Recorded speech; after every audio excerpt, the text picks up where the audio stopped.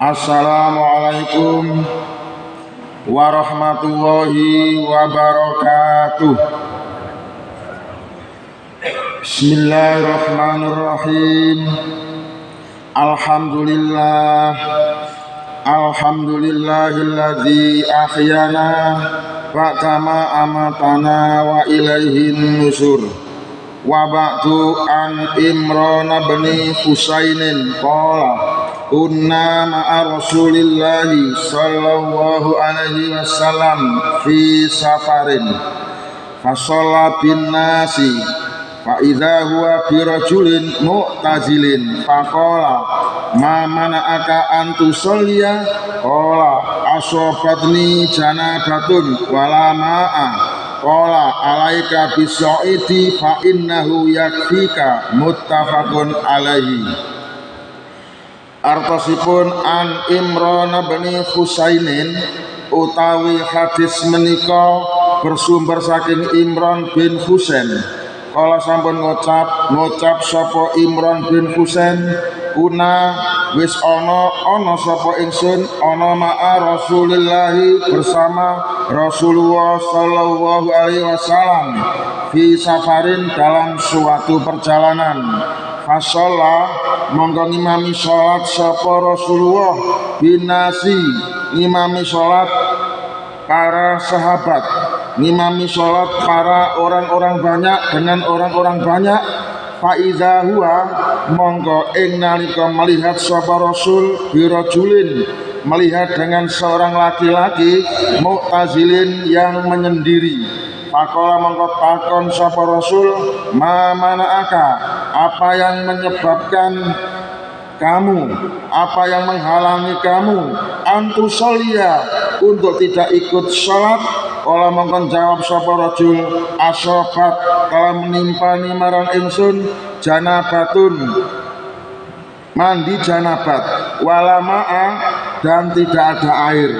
Kala mongko bersabda sapa Rasul, alaika maka hendaklah kamu bertayamum bisoidi dengan tanah, fa innahu mongko sak temene tayamum iku yakfi wis nyukupi kamarang sira. Muttafaqun dan sepakati alai in atase hadis bersumber dari Imran bin Husain radhiyallahu an, ia berkata, kami pernah bersama Rasulullah sallallahu alaihi wasallam dalam suatu perjalanan. Beliau mengimami salat orang-orang. Lalu beliau melihat seorang laki-laki yang menyendiri. Rasulullah sallallahu alaihi wasallam lalu bertanya, apa yang menghalangimu untuk salat? Apa yang menyebabkan kamu kok tidak salat? Orang itu menjawab, aku terkena junub ya Rasulullah dan tidak mendapatkan air. Lalu Rasulullah sallallahu alaihi wasallam bersabda, hendaklah engkau bertayamum dengan tanah karena tayamum itu sudah mencukupimu. Hadis riwayat muttafaqun alaih, ya ateges hadis riwayat Bukhari dan Muslim.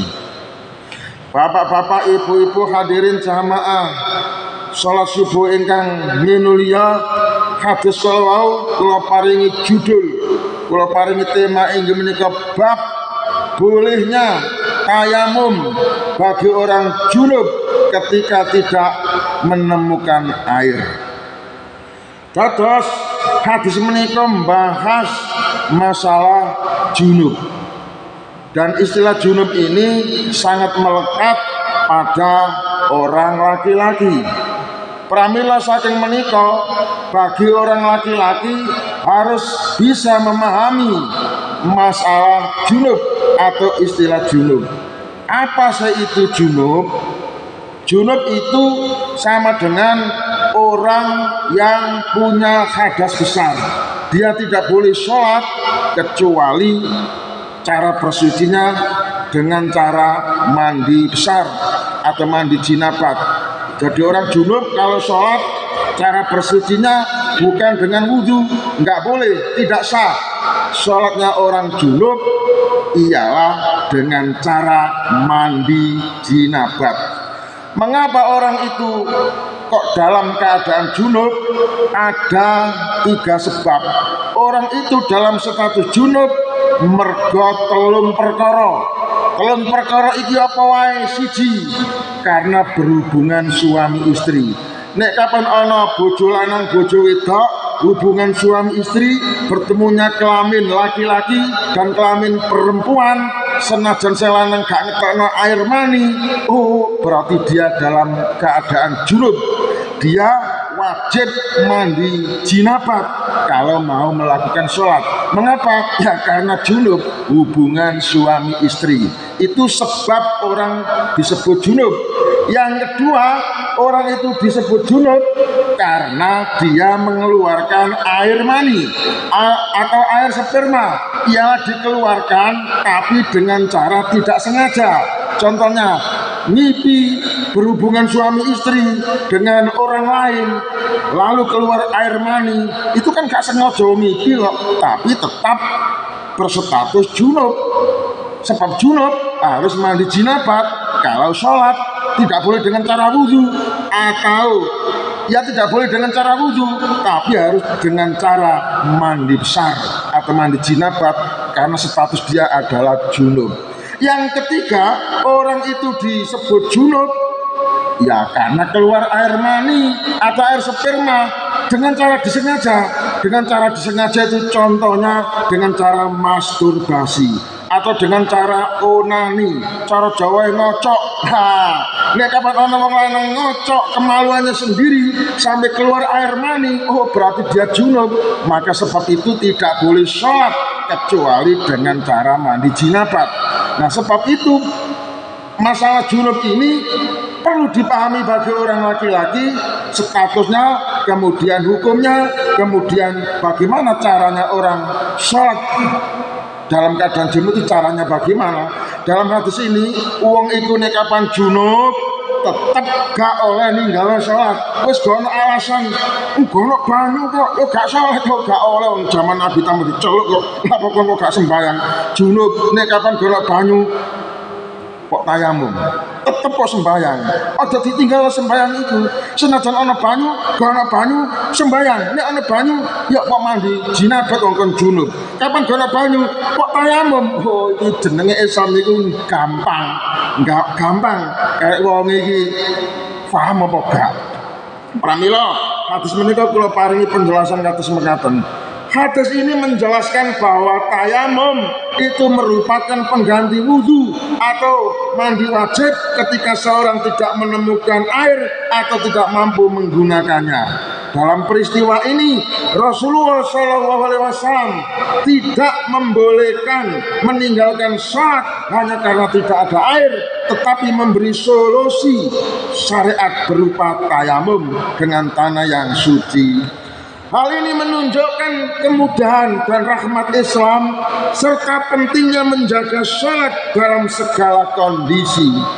Hadis ini membahas orang yang junub boleh tayamum bila tidak ada air.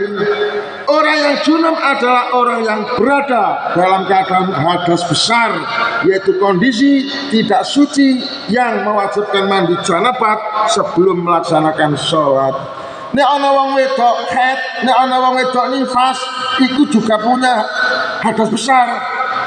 Keadaan dirinya dalam keadaan punya hadas besar karena haid atau karena nifas, tapi tidak disebut junub.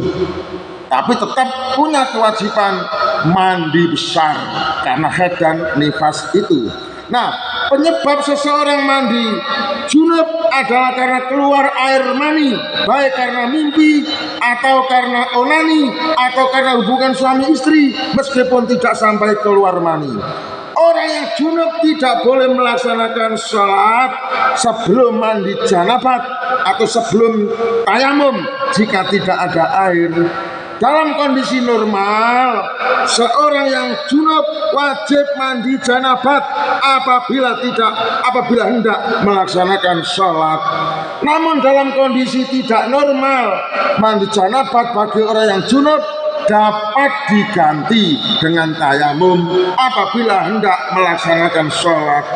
Yang dimaksud dengan kondisi normal adalah keadaan ketika air itu tersedia saat kita akan melaksanakan sholat. Sebaliknya, yang dimaksud dengan kondisi tidak normal adalah keadaan ketika air tidak tersedia saat waktu sholat telah tiba. Apabila air ada, maka bersuci harus dilakukan dengan air, baik dengan wudhu maupun mandi janabat. Namun apabila air tidak ada, maka bersuci diganti dengan tayamum dengan menggunakan debu atau dengan menggunakan tanah yang suci. Dengan demikian sholat dapat dilaksanakan dengan dua cara. Cara yang pertama adalah dengan cara bersuci atau dengan cara berwudu dengan air apabila memang air itu ada atau tersedia. Cara kedua adalah dengan cara bersuci dengan tayamum, dengan tanah atau dengan debu apabila air tidak tersedia. Oleh karena itu, ada atau tidak ada air apabila waktu sholat telah tiba, maka sholat tetap wajib dilaksanakan dan tidak boleh ditinggalkan dengan alasan tidak ada air. Pada zaman Rasulullah SAW pernah terjadi ada seorang sahabat yang tidak sholat atau meninggalkan sholat atau tidak mau bergabung sholat berjamaah yang dipimpin oleh Rasulullah dengan alasan karena tidak ada air, karena dia junub, tidak ada air, gak sembahyang. Junub kok salah kali kena banyu, terus kali sembahyang kok ditolak dari Rasulullah. Orang tersebut kemudian dipanggil oleh Rasulullah SAW, lalu ditanya, apa yang menghalangimu, apa yang menyebabkan dirimu sehingga kamu tidak ikut sholat bersama kami?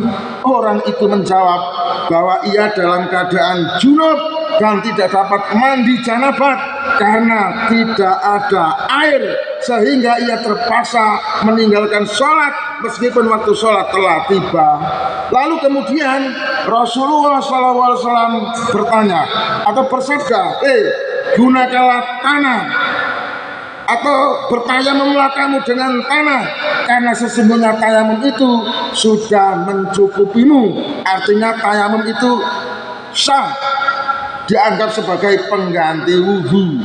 Artinya orang tersebut tetap diperintahkan untuk melaksanakan sholat oleh Nabi SAW dengan cara bersuci melalui tayamum sebagai pengganti mandi janabat.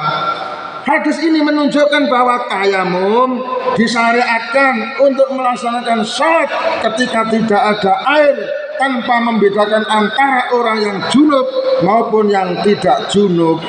Jadi kesimpulannya, junub atau tidak junub, apabila waktu sholat telah tiba, maka sholat tetap wajib dilaksanakan.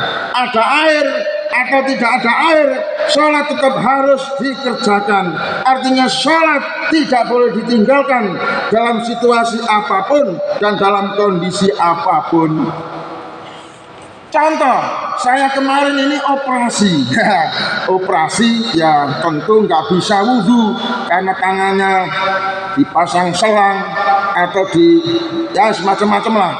Susah wudhu dalam keadaan posisi sakit. Nah sebab itu bagaimana cara sholatnya? Gampang, wong Islamku gampang kok. Gampang tapi ya tayamum. Mari ya sembahyang. Nah wudhu nih ya diganti tayamum itu. Lawan pengono banyak tayamum. Iya oleh keadaan sakit, keadaan diselang dan sebagainya.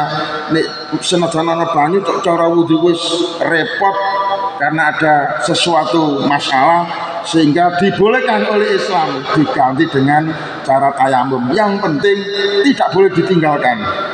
Dadak tanggae bangun ting gelintang ya gak iso sembahyang, ya mungkin gak ngerti ilmu fikih sing dianggap ya wong lara kok gak sembahyang dhisik gak iso wudu dan sebagainya.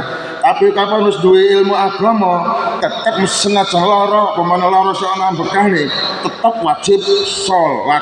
Carane nek gak iso wudu dengan tayamum. Bapak Ibu hadirin sekalian, kiranya seperti itu maksud hadis yang saya baca. Semoga bisa kita pahami untuk dipraktekkan dalam kehidupan kita sehari-hari.